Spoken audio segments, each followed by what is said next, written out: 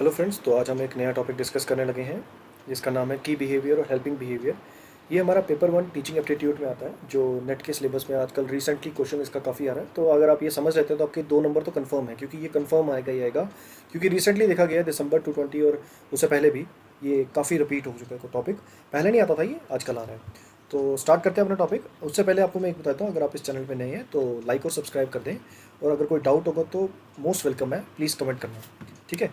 तो चलो स्टार्ट करते हैं अपना टॉपिक, जिसका नाम है की बिहेवियर और helping behaviour. As the name suggest, ये नाम ही हमको बता रहा है कि key behaviour and helping behaviour for effective teaching. And you very well know that effective teaching किसकी होती है? ऑफकोर्स टीचर की होती है। For home? फॉर लर्नर्स, ठीक है। तो आपको इसमें याद क्या रखना है, मैं नटशल वो बताता हूँ आपको। अब सबसे पहले आपको याद रखना है कि ये दिया किसने था। ये दिया था गैरी ने, पूरा नाम याद रखना, गैरी डी बोरिक, ठीक है। अब ये रिसर्च किस मॉडल पे हुई थी, ये पढ़ने की जरूरत नहीं है, इसको इग्नोर करें आप। उसके बाद इफेक्टिव टीचिंग होती क्या, मैं आपको जस्ट ये बताया। तो इफेक्टिव टीचर किसको बोला जाएगा? इफेक्टिव टीचर उसको बोला जाएगा जो अपने क्लासरूम को इंगेज करे। अब इंगेज इन द सेंस, मेरा कहने का मतलब ये है कि जैसे कि क्लास में क्या होता है कि जब भी कोई टीचर आता है, वो अगर वन वे कम्युनिकेशन कर रहा है, लेक्चर मेथड की तरह पढ़ा रहा है, students are not participating with him, तो वो एक किस्म का इफेक्टिव टीचिंग नहीं हुई। इफेक्टिव टीचिंग वो हुई जिसके बीच में टीचर और लर्नर की साथ में कोलैबोरेशन हो रही है, साथ में वो लर्न कर रहे हैं चीज़ें, साथ में एक दूसरे के साथ ब्रेनस्टॉर्मिंग कर रहे हैं, मतलब क्वेश्चंस पुट हो रहे हैं, क्वेश्चंस के आंसर फ्रेम हो रहे हैं, आंसर निकल रहे हैं, उनका रिलेशन बन रहा है किसी ना किसी। तो यहाँ पे कहीं ना इफेक्टिव टीचिंग पाई जाती है। तो ये कुछ है, आपको रीड करना होगा, आप रीड कर लेना। मैंने कुछ बच्चे होते हैं जो नोट्स बनाते हैं, उनके लिए स्पेशली डाल दिए। जस्ट करेक्ट आपका यही है जो मैंने आपको बताया, ठीक है। ये लिखा है कि मतलब पहले क्या इसकी डेफिनेशन थी इफेक्टिव टीचिंग की, मतलब कि साइकोलॉजिकल करेक्टर टीचर का, क्या पर्सनालिटी, एटीट्यूड वगैरह, ये मूवमेंट हो गया, सॉरी अचीवमेंट हो गया, एप्टीट्यूड हो गया, ये सब रिलेट नहीं करते हैं टीचर बिहेवियर के लिए क्लासरूम में। लेकिन ये देखा जाए तो ये सब रिलेट करते हैं, ठीक है। एटीट्यूड, एक्सपीरियंस तो बहुत ज़्यादा रिलेट करता है टीचर का क्लासरूम में। और आजकल की डेफिनेशन वही है, देखो यहाँ पे इन्होंने स्पेशली लिख दिया है कि most modern definition of A effective teaching identify pattern of teaching student interaction. देखो वर्ड अगेन इंटरेक्शन, क्लासरूम में टीचर किस तरीके से इंटरेक्शन कर रहा है बच्चों के साथ। This is the most important behaviour of the teacher in the classroom, I think. तो आपको भी यही लगना चाहिए, और यही होता है actually, that influence that cognitive and effective performance of the student. Now see what is cognitive. Cognitive का मतलब ये होता है कि जब क्लासरूम में टीचर आता है तो बच्चों के साथ वो इन्वॉल्वमेंट करता है। कोई टॉपिक पे कोई टॉपिक उसने जैसे पढ़ाना है, तो उससे पहले वो बच्चों से क्वेश्चंस कुछ पूछेगा, जिसको आपको याद होगा, हमको 2017 में आई गेस वो आया था क्वेश्चन, क्या बोलते हैं कि जब भी कोई टीचर क्लासरूम में आता है तो उसको सबसे पहले क्या करना चाहिए। तो अभी बच्चों को काफ़ी को उसका क्वेश्चन या आंसर आता होगा, जिनको नहीं आता उनके लिए बताता हूँ। जैसे कि ब्रेकिंग द आइस, अब ये कुछ बच्चों के लिए बिल्कुल न्यू टर्म है कि ब्रेकिंग द आइस का मतलब क्या होता है। मैं आपको बता देता हूँ, ब्रेकिंग द आइस का मतलब ये होता है कि आप जाते ही क्लास में इंट्रोड्यूस कर रहे हो खुद को। बच्चों के इंट्रोडक्शन हमको याद है, स्कूलों में होता है कि बच्चे स्कूलों में होता है, कॉलेजेस में होता है, यूनिवर्सिटीज़ में होता है, पहले दिन जाते ही इंट्रोडक्शन होता है, इंट्रोड्यूस योर सेल्फ होता है ना, उसी को बोलते हैं ब्रेकिंग करना। मतलब कि आइस का, अब यहाँ पे नाम ऐसा है ब्रेकिंग द आइस का मतलब ये है कि आइस को ब्रेक करो, मतलब तोड़ो, बर्फ़ को तोड़ना, सिंपल सी बात है। तो यहाँ बर्फ़ को तोड़ने का मतलब है कि बच्चों का जो शाइनेस है, बच्चों को जो मतलब उनको लग रहा है कि यार फर्स्ट दिन है, कैसा होगा क्या होगा, उस चीज़ को थोड़ा ओपन करने के लिए टीचर क्या करते हैं, अपने आप को बच्चों के साथ इंगेज करते हैं, उनको इंट्रोडक्शन देते हैं, इंट्रोड्यूस करते हैं अपने आप को। तो थोड़ा बहुत है ना, माहौल चेंज होता है, इंट्रोड्यूस होता है, ठीक है।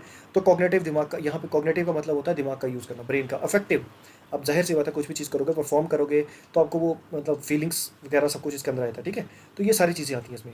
फिर इसमें एक और लिखा है क्लासरूम इंटरेक्शन, ये भी वही चीज़ है, ठीक है। अब मैं मेन कंटेंट पे आता हूँ, जिससे क्वेश्चन मेन आता है, हर बार आ रहा है। तो आपको सबसे पहले मैं 2 चीज़ें बोलूँगा, इसको ध्यान से सुनना। पहली चीज़ ये है कि आपको ये पहले क्रैम करना है। अब क्रैम क्या करना है वो आप निमोनिक्स बना के भी याद कर सकते हो, वो डिपेंड करता है आप पे, अपनी क्रैमिंग पावर हर बंदे की अलग अलग होती है, इंडिविजुअल डिफरेंस हर सब के अंदर होता है, आपको अच्छे से पता है। तो मैं आपको फिर भी बेसिक बता दूंगा जो जो चीज़ें हैं, बाकी आप क्रैम कर लेना, ठीक है। सबसे पहले ये 5 के की बिहेवियर है, और ऐसी 5 दूसरे बिहेवियर आएंगे जो मैं आपको वो भी करूँगा, ठीक है, हेल्पिंग बिहेवियर। तो सबसे पहले मैं बिहेवियर के बारे में बताता हूँ नाम नाम से, फिर मैं इनके बारे में थोड़ा थोड़ा बता दूंगा जो जो बेसिक है। बाकी आपको नाम ही याद रखने बेसिकली बोलूँ तो। डायरेक्ट एमसीक्यू क्वेश्चन भी आ सकता है आपको, जिसमें पूछ देगा which of the following is not a की बिहेवियर, और दूसरे में लिख देगा which of the following is not a helping behaviour. तो जिसको नाम नहीं पता होंगे तो वो ऐसे ही खत्म हो गया, ठीक है। तो सबसे पहला बिहेवियर है जो टीचर का है क्लासरूम के अंदर, वो ये है कि लेसन क्लैरिटी। दूसरा जो है वो इंस्ट्रक्शनल वेराइटी। तीसरा जो है वो teacher task orientation, and the fourth one is engagement in the learning process, and the last one student success rate. See these are the 5 key behaviour of the effective teaching. तो अब इनके बारे में थोड़ा सा क्लियरिटी कर लेता हूँ, पहले आप इनको याद कर लें, क्योंकि ये डायरेक्ट क्वेश्चन बनेंगे, ये कुछ वैसा नहीं है, आपको क्या पता है ऐसा ही क्वेश्चन आ जाए कि इनमें से कौन सा की बिहेवियर नहीं है, और ऐसा ही आ रहा है, डायरेक्टली क्वेश्चन आ रहा है, तो घबराए नहीं, आपका हो जाएगा हमसे।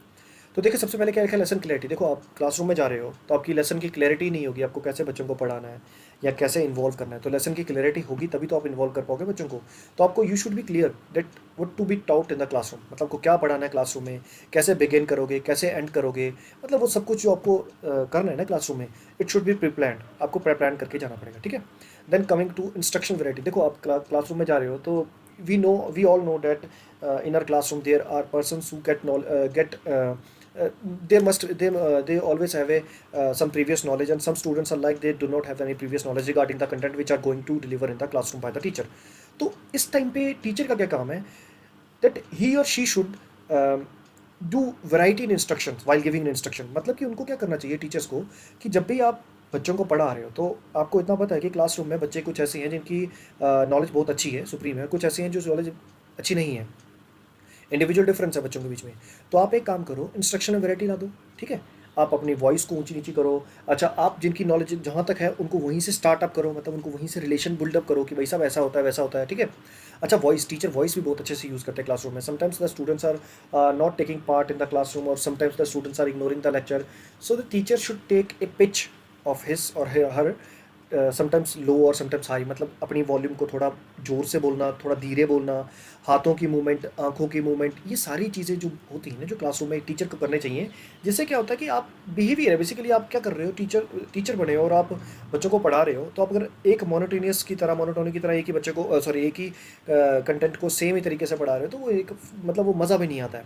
तो इंस्ट्रक्शन वैरायटी होनी चाहिए, मतलब कि आप किस तरीके से पढ़ा रहे हो, वॉइस का अप डाउन होना, हाथों का यूज़ करना, कुछ फैक्ट्स के साथ रिलेट करना, ये बहुत इंपॉर्टेंट है, कुछ बच्चों के क्वेश्चंस पूछना, रिवॉर्ड्स देना, बच्चों को इन्फोर्समेंट करना। तो ये सारी चीज़ें जो होती है ना, ये बहुत इंपॉर्टेंट होती है जब भी आप इंस्ट्रक्शन वैरायटी की बात करें, ठीक है।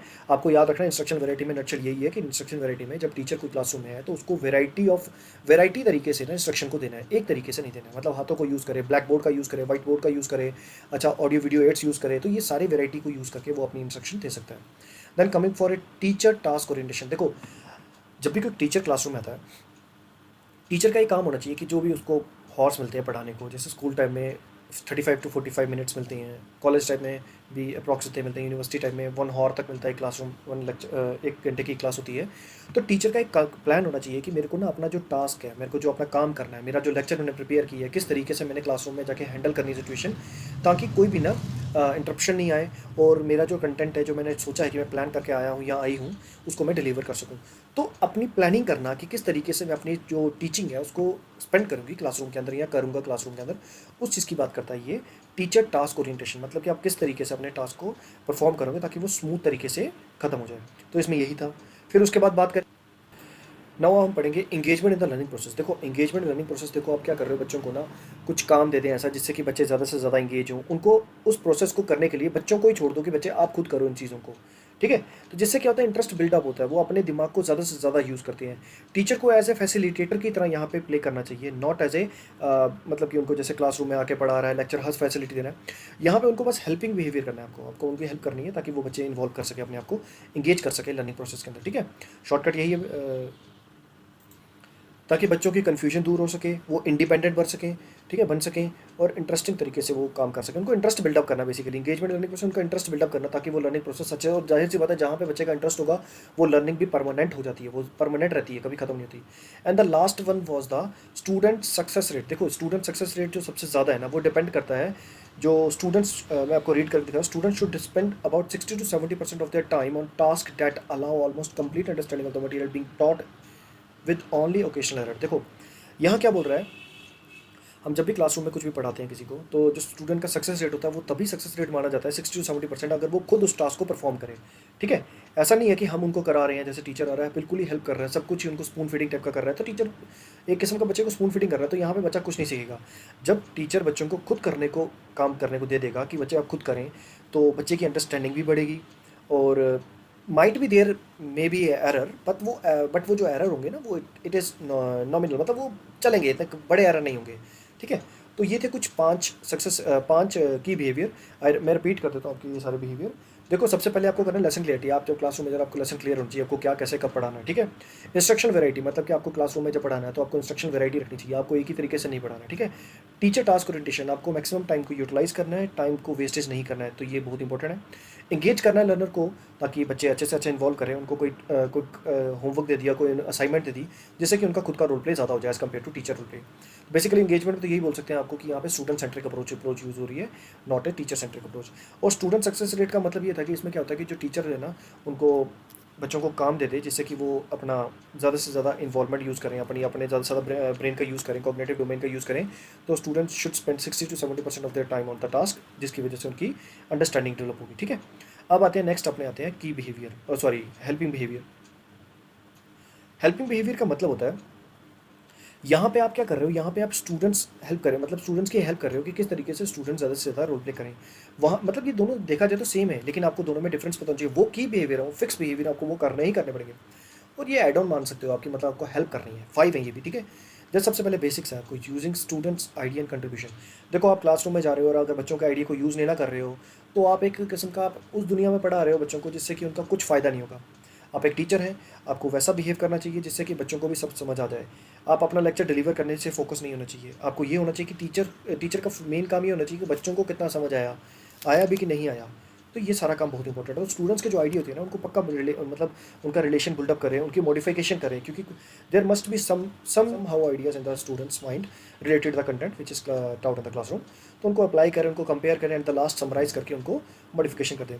Then coming to structuring, this structuring is also important. Structuring देखो, आपको क्या करो, बच्चों के पास ना कुछ नॉलेज होती है, और आप उनको जो कंटेंट पढ़ाने जा रहे हो उसके साथ बच्चों का रिलेट करो, और एक स्ट्रक्चर बना दो, मतलब कि जो उनके पास पुरानी नॉलेज है और जो उनकी न्यू नॉलेज है, उन दोनों को रिलेशन में लाओ, ताकि ऑर्गेनाइज मतलब कि उनका जो भी उनको समझ आया और जो उनके पास पहले ही था, दोनों को रिलेशन करके वो बच्चे एक समराइज़ कर सके, मतलब एक समरी पे पहुँचे, जनरलाइज कर ले कि अच्छा इसका मतलब ये होता है।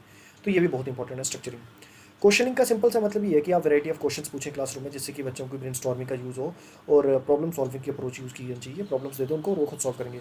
प्रोबिंग क्वेश्चन इज, देखो प्रोबिंग क्वेश्चन वो क्वेश्चंस होते हैं, प्रोबिंग का मतलब होता है कि आप क्या कर रहे हो, स्टूडेंट्स के रिस्पॉन्स को रिलेट कर रहे हो, और उनसे पूछ रहे हो क्वेश्चंस, और वो बच्चे आंसर बता रहे हैं। उसके बाद आप उनको एडिशनल इन्फॉर्मेशन दे रहे हो रिगार्डिंग द सेम, और बच्चे क्या कर रहे हैं उसके बारे में डिटेल में इन डेप्थ स्टडी कर रहे हो, आप हिंट प्रोवाइड कर रहे हो।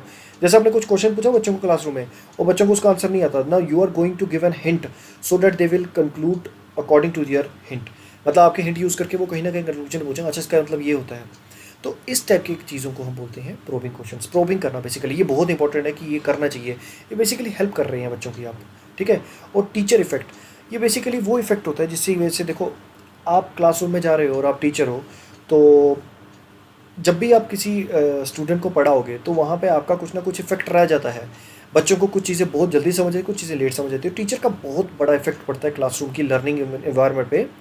तो आप जो वॉइस को यूज़ करते हो, आप जो मूवमेंट्स यूज़ करते हो, आप इधर से उधर क्लासरूम में वॉक कर रहे हो, आप जेस्चरिंग कर रहे हो, मतलब आप आई कंटेक्ट कर रहे हो, मतलब बच्चों को देखना, तो ये सारी चीज़ें जो होती हैं ना, ये इफ़ेक्ट डालती हैं स्टूडेंट्स की लर्निंग पे।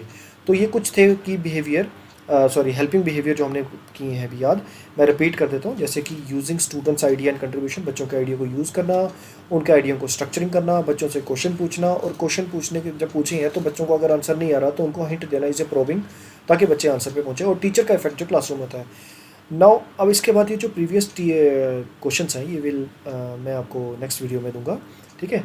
तो अभी के लिए अगर आपको कोई डाउट हो तो रिगार्डिंग द सेम जो मैंने आज आपको पढ़ाया, यहाँ से क्वेश्चन का इस कन्फर्म एक क्वेश्चन बनना है, एक तो कन्फर्म है, और आपको अच्छे से पता है कि एक क्वेश्चन भी क्या मायने रखता है। ये जिन बच्चों का नेट एक नंबर से रहा है उनको अच्छे से पता है मैं क्या बोल रहा हूँ।